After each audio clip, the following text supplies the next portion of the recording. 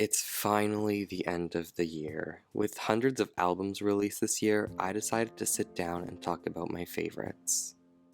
Before we get started, I just want to say that these albums are completely based on sound and sound alone. This ranking does not represent my opinion on an artist or group compared to others. So, going from my 10th favorite to first favorite album, here we go.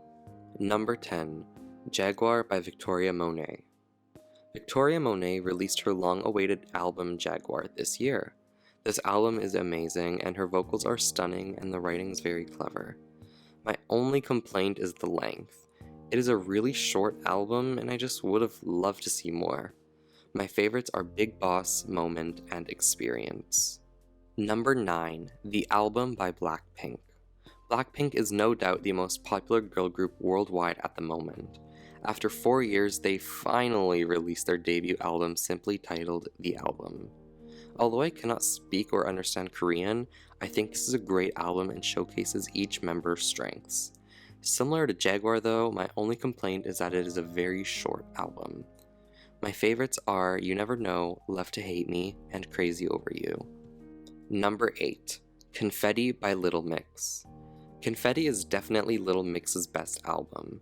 This project is diverse and has many fun pop songs and some ballads too. Little Mix is a vocal powerhouse and their songs back that up so well. This album became so much more special after it was announced that this was Jessie's final album after being part of Little Mix. My favorites are Sweet Melody, A Mess, and Gloves Up. Number 7, Before Love Came to Kill Us by Jessie Reyez. Jessie Reyez is a very underrated artist. Before Love Came to Kill Us shows a super genre diverse profile and not one song sounds the same. You can listen to this album no matter how you're feeling because it simply covers everything. My favorites are No One's in the Room, Roof, and Worth Saving.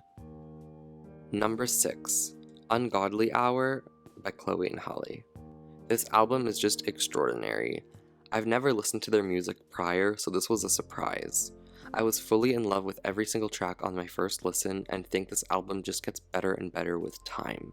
It truly aged like fine wine. My favorites are Tipsy, Rest of Your Life, and Ungodly Hour, the title track. Number 5, Future Nostalgia by Dua Lipa. Dua Lipa's second album is great. Her first album was very generic, but I think that was on purpose to gain radio and general public play. Future Nostalgia takes on a new sound for Dua and has much more personality within the album, which I really enjoy. There was a time where this was actually my favorite album released this year. My favorites are Love Again, Break My Heart, and Good in Bed. Number 4, Positions by Ariana Grande. Positions shows artistic growth for Ariana, which I really like. It is a very cohesive album and has a lot of great songs. I like the mature image that comes along with this album and cannot wait to see what her future sounds like.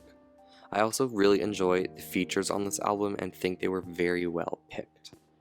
My favorites are My Hair, POV, and Safety Net featuring Ty Dolla $ign.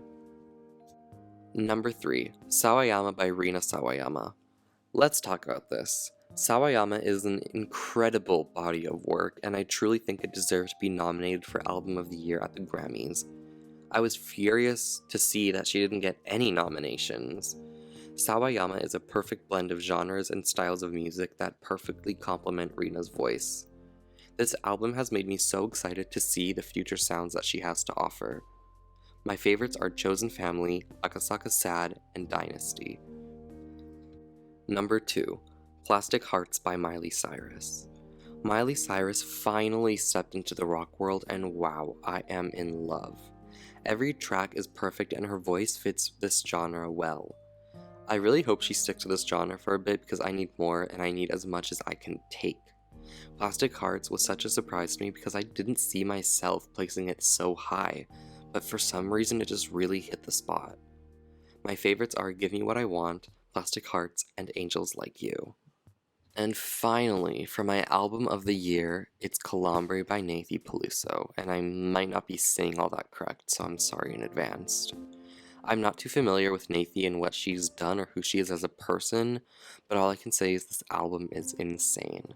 The versatility and sound of this album are out of this world along with the production. I cannot speak Spanish very well, but this was just such a great listening experience. My favorites are Businesswoman, Buenos Aires, and Trio. I do have some honorable mentions, starting off with Evermore and Folklore by Taylor Swift. I really enjoyed both of these albums, but I just wish there was a little more time between each release. It felt very oversaturated and the sound of the albums got boring because they cancelled out each other. Another one is Sin Miedo by Kelly Uchis, which is another great album released this year. I thoroughly enjoyed it. Love Goes is Sam Smith's best album, and I truly think everyone needs to hear it. And finally, It Was Good Until It Wasn't by Kalani. This album really needed time to grow on me, but once it did, I was in love with it. And finally, that concludes this video. But now I'm curious, please let me know what your favorite albums were from this year, and tell me why in the comments below. Thank you so much for watching, and make sure to subscribe if you enjoyed the video. Have a great new year, and goodbye.